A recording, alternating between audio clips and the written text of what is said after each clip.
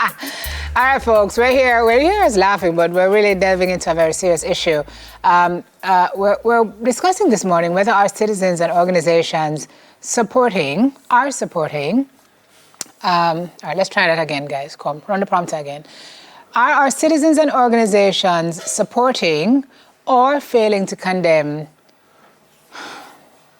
our forces, our security forces? Joining us this morning, we have criminologist Dr. Jason Mackay with us this morning. I guess this is out of the protest that would have been held the other day by the Jamaicans for Justice. In Harvard, yeah. I found it very interesting how that whole thing unfolded, who was encouraging who to wear blue, who was wearing black, and why it is that the two things couldn't coexist.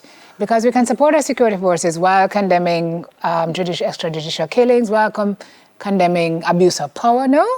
Well, yeah, the thing is, you have to have some material to be going forward. At the point in time, the fight against the gangs is actually going in our direction. You know, we are actually winning as a country. Right. And now that we're winning, you know, you come and you protest for something that you don't have anything tangible that has not gone your way. It's not that you're saying, okay, this and this has happened and it has been ruled on by Indicom and the office of the DP hasn't done anything or anything like that. There's nothing tangible putting forward.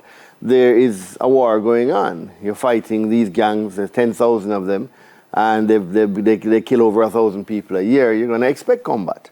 And it's not that you're looking at some aspect of the combat and saying, this should have been done here and it hasn't been done. You know, you have an investigative arm for police shootings, and if that investigative arm is carrying out its investigation and making recommendations, and the recommendations are being followed, you know, it still has to go to a higher point. But there's no tangible reason other than just to say, I'm going to protest. Is that fair to say there's no tangible reason, though, Jason? Because there are so many cases. You're right, we're waiting for rulings on a lot of them. No, but they're pretty quick. There are cases in train. There are many Jamaicans who've been killed since the start of the year by police, and some of the circumstances around those are not clear. So when you say they have no tangible... No, but there is an investigative arm that is independent. And that arm has been empowered to conduct investigations. This is Indicom now. Indicom, and very much a support group. There's very much a relationship exists between Jamaican for Justice and Indicom. Jamaican for Justice asked for this organization to be brought into existence. It exists. So I can understand if you're protesting a ruling that they made that perhaps was not being followed. And even if it is not being followed, it's not their remit to say that it must be followed.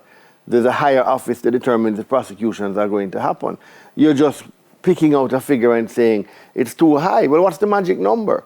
You have a group of people able to kill 1,000 people a year, every year since the year 2000, and you've now equipped a group to fight this group, to engage them, to stop them from killing 1,000 people a year.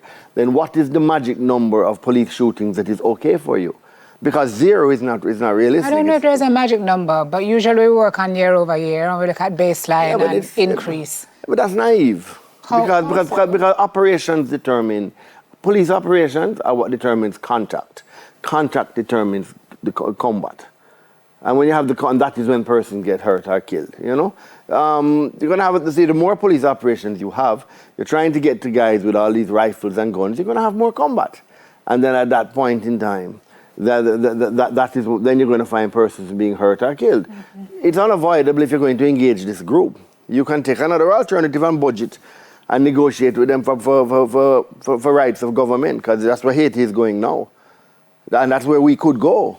So when we, as the good people of the country, are fighting this small subset called the gangs, and then among us, a group of good people come out and protest without a tangible issue other than just a number, then it is in effect almost collaborating with them. In your article, you got very heavy. I mean, you mentioned Nazi Germany, you mentioned South Africa's apartheid. What are you trying to say to Jamaica here? What you must understand is context. You're looking at environments with incredibly negative forces that existed. Apartheid, South Africa, Nazi Germany. These are groups that went into other person's environment and did extremely negative things, brutal things. And then within those groups, those countries that they went in, there were persons within that country that supported, that openly supported them and empowered them. So it is just showing you the relationship between, and it was really a thing to say, I don't understand how this group in Poland, in France, and in South Africa really, and I even mentioned the Caribbean cricketers, actually did something to support these oppressive forces. I couldn't understand why they do it. I still can't understand why Jamaican for Justice does it. It's not that you're comparing the impact of Nazi Germany to the gangs. Nazi Germany was brutal. The gangs are brutal. And the capability that the Nazis have obviously would be significantly more than a Jamaican gang member. But they're just as brutal. You just mentioned collaboration in speaking with the JFJ. You're not suggesting that they're on the side of the gangsters, are you? No, but they are very much empowering them. This type of support. In what way? Because the gangsters feed off of it. When they see that there is a group that supports them, they feed off of it. Because the group was out. The group comprised also family members of folks who've been cut down by the police who are still waiting for answers for years. I just wonder if your characterization Indicom at no point in time takes years to do an investigation. They're extremely efficient at investigation. So you're saying the family members who were out there who were saying that they can't have answers are not telling the truth? They're not telling the truth, or they don't like the answers they've gotten. And that is probably more like it. But when it comes to completing their investigations, and it's not that I'm a big supporter of Indicom, because I'm not, but I'll give them this. They're very efficient and very effective in their investigations, and they finish them within a reasonable time. You may not like the result of the investigation. How do I feel as a family member now, Jason? I mean, who is hearing you say what you say and saying that I'm not telling the truth when I'm out there saying I want answers for my family member? I mean, I understand your position. No, I don't think any of us as well thinking Jamaicans support gangs or support organizations that support gangs. And I'm not saying that I think JFJ does, because I do not believe that. But I don't know if it's a lack of empathy I'm hearing, or if it's that you just feel so strongly about the position that you are. Well, let me give you it very clear. Yes. I in no way, shape or form believe that the values of Jamaican for Justice are interlinked with the values of the gangs. Okay. Right? I do not We just want to make that clear. But I also don't believe that they genuinely are interested in the human rights of Jamaican citizens. You don't? No, I don't. Because if what they do you did, think their agenda is? There are persons who want to protest the state. There are persons who are career human rights supporters. But if you really and truly were interested in human rights, that protest would be taking place at De La Vega City or at Tars Pen. Which is what you said. Headquarters of gangs that are thousands in numbers. You said, I've said this before and I'll say it again, if this group had any interest whatsoever in the human rights of Jamaican citizens, then they would be protesting the gangs that have killed 231 for this year already. If they find that the gangs are so deserving, then by extension, why are the victims of the gangs so undeserving of their activism? They need to stop ignoring this question. The Klansman gang has for decades subjugated the rights of Jamaican citizens in Spanish Town, and you're saying they should go to De La Vega. They can go and protest, and I guarantee if they apply for a permit for an event to hold a legal protest, they will get protection from the police. Can they do both? Can they protest the police killings? Of course. And also they can protest the activities of all of these major gangs if they want to protest. So you're suggesting you've only heard their voice when it comes to the police. Is that what you're saying? I cannot recall hearing them condemning the activities of the gang members, but I can say without a shadow of a doubt, if they did it, it's nowhere as loud as their condemnation. Well, recently the police officers who were shot in Denham Town, they came out and said they didn't like that at all. They came out and said that. Okay, so why didn't they go and protest the gangs in Denham Town who shot the cops? Again, they can have peaceful, protected protests. What is the mandate of the JFJ? It is supposed to be to protect the human rights of Jamaican people, not just against state offences. So you're saying what's going on with the, people say extrajudicial killings, but what's going on, you have no problem, you don't see any problem with it at all? It's an expectation of combat. We're going to have good persons, police officers and soldiers injured in combat. You're going to have criminals who engage in combat with the police also injured. This is a normal expectation. There is other ways, you could negotiate property with them. You could negotiate a piece of Jamaica and give them, You can negotiate part of your taxes to be paid to them. But these are the alternatives you're looking on, Remember Northern Ireland? The person sitting in Parliament right now was previously one of the terrorists, Adams, So you can go that route. As I said, I see Haiti within a few years going that route with the situation they're having with barbecue, where they're going to probably at some point have to go to a negotiation table with him.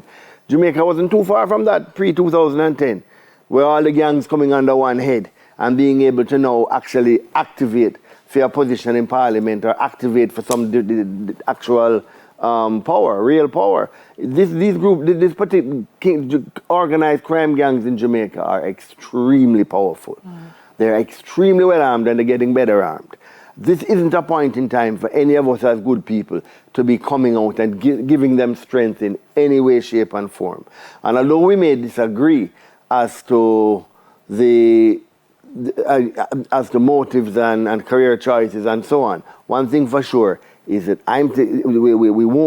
don't believe me on this.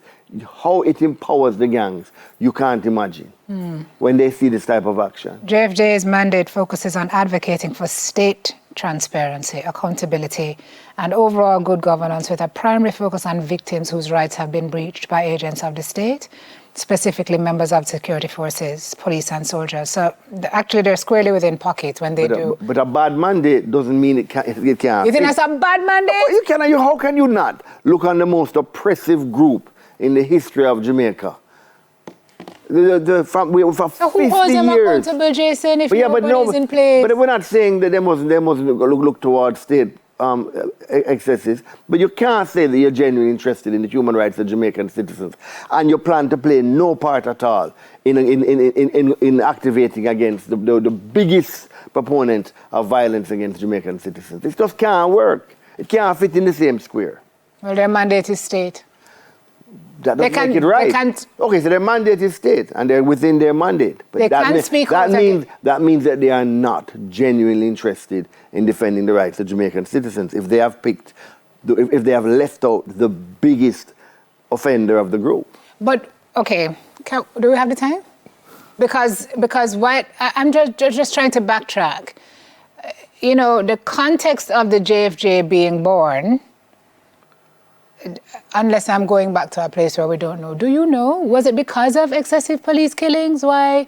Was it a need to try and figure out why it was happening? I mean, it was another human rights organization that came back from that So are you saying then that you don't think there's any point where we should be looking into matters that seem to be concerning? I have not said anything like that here. Okay. And neither have I written. There is a place for any group to exist. But in a time of war, when thousands of people, we're not talking tens, or hundreds, we're talking thousands of people have been killed, good, innocent people have been killed, that we are at this point deciding we're going to divide and have a protest against the state. You said the timing is bad. Huh? Are we in a time of war now? We've been at war for the last 50 years. Now we're taking it seriously. Now we're actually winning. If this could continue, what is happening now? Because the biggest hit to fighting crime in this country was a demotivated police force. Yeah. And for years, everything was done to demotivate it, to include Jamaican for justice. Now at this point in time, what you're seeing is almost 18,000 persons out there every day, actively working towards a cause. Now, when you see somebody who you consider a decent citizen standing up and protesting against you, that works to demotivate the persons who are putting their life on the line every day and their family's life. Gotcha. Thanks for your service. Thank you. Thanks for your service. I see the numbers going down. So we are, we never always says we thank our officers for their service? Because we know it can be an easy job. No, man, Or the one sacrifice from is gunshot. incredible, man. The sacrifice you see happening out there is incredible. The risk to the families of the lawmen, you know. I mean, I have served with lawmen whose children have been killed because of their police work, you know. So just remember, it's not a job that makes you wealthy, you know. So a lot of time you're fighting a policeman who doesn't have the means to own a bulletproof car or to live out of a community where or even drop his children to school. So he's really putting his family on the line here. So the last thing you want to do when you're being worked to a frazzle like they are now and actually achieving this is to know, see a group of people who you respect, and that is the big thing with Jamaican for Justice. And if you look in the group of Jamaican for Justice, there are people out there who I would consider friends of mine, who are in that group, peer groups, academic equivalents, and so on. They who are part of this movement. So when you see that as a policeman who knows that you're not dropping your child to school today because at 4 a.m. you have to be at the station to go and raid a squatter settlement, we are already combating the illegal light with the possibility of electrocution, the possibility of getting shot and everything. And now a group of somebody who probably taught you at university or taught you at school is out there holding a placard against you. You know, it is very demotivating. Yep. Hopefully we'll get someone from Jamaican for Justice to respond to Dr. Mackay. Should get us both here at the same time. Yeah, that would be the right good. shot, actually. Criminologist Dr. Jason Mackay, thanks again for your service, sir. And thanks for coming this Very morning. passionate about his position. All right, coming up next, we're going to hear all about the Caribbean Investment Forum. That's after this.